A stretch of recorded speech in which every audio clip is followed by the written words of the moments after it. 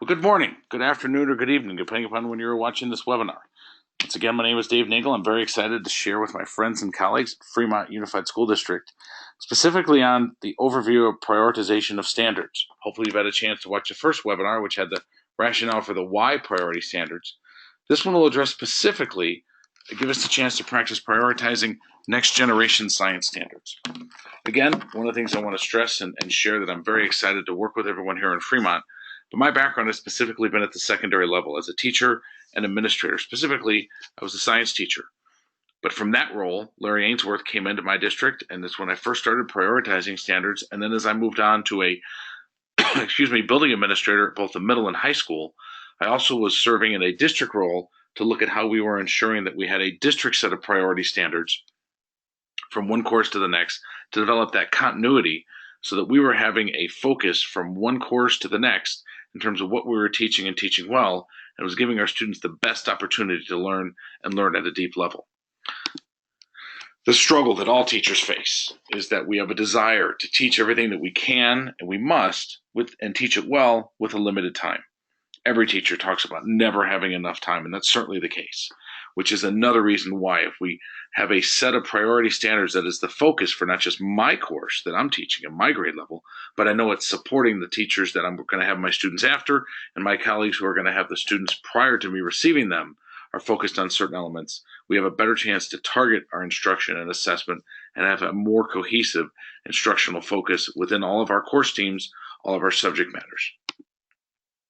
Hopefully you have your working handout ready that you used during the first webinar. And then you can jot down to or scoot down to the part that focuses on the science example that I'm going to walk everybody through. Again, our success criteria for this webinar and the one we watched subsequently prior to this one was the first two elements we kind of covered in the first one, although we're addressing here, but the rationale for a solid list of prioritized standards, and then applying the four critical elements used in developing our prioritized standards.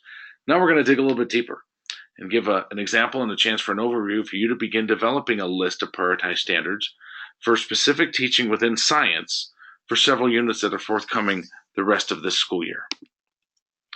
And again, a review of our priority standard selection criteria. Endurance, what will stand the test of time. Important as science teachers to really focus together on readiness. What are those skills that students need to have from one course to the next? And then leverage.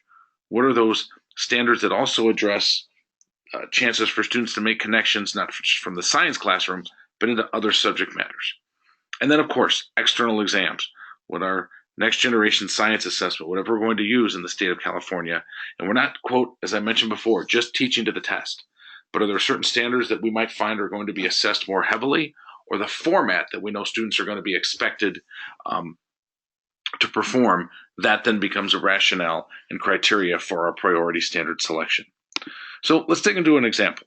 I'm going to list three next generation science standards, which you have written in your working handout. And which of these is the priority? Constructing an explanation based on evidence for how DNA is structured. The structure of DNA determines the structure of proteins, carry out the essential functions of life through systems of specialized cells. Develop and use a model to illustrate the hierarchical organization of interacting systems that provide specific functions within multicellular organisms. Or plan and conduct an investigation to provide evidence that feedback mechanisms maintain homeostasis. I specifically pulled three from that band of life science at the at the high school level. And one of the things that we can look at is that standard three. What's critical there is plan and conducting an investigation. So as we begin to develop our list of prioritized science standards, what we might find is that that standard becomes, that part of it becomes a priority because it will support as they're developing the use for the model for interacting systems, or how they're constructing an explanation based on the evidence for how DNA determines the structure of life. They will always be planning and conducting an investigation. When we move out of DNA, that DNA element, while it's important, might not connect as importantly to the next unit in ecology, or if students go into chemistry or certain subjects, or the next subject in science. Sometimes the content does, but planning and conducting an investigation, that's where we would really focus possibly a priority where that becomes embedded into every unit we teach, and we teach it really, really well. So again, part of looking at the next generation standards is not only digging deeper into which ones are the priority, but which aspects of some might become the priority because they will be supporting everything we do. Again, very short and concise webinar that hopefully gets you to think about number 3. How does this help us develop a list of prioritized standards for this upcoming set of units you're going to be teaching the rest of this school year moving into 2017 in the spring semester?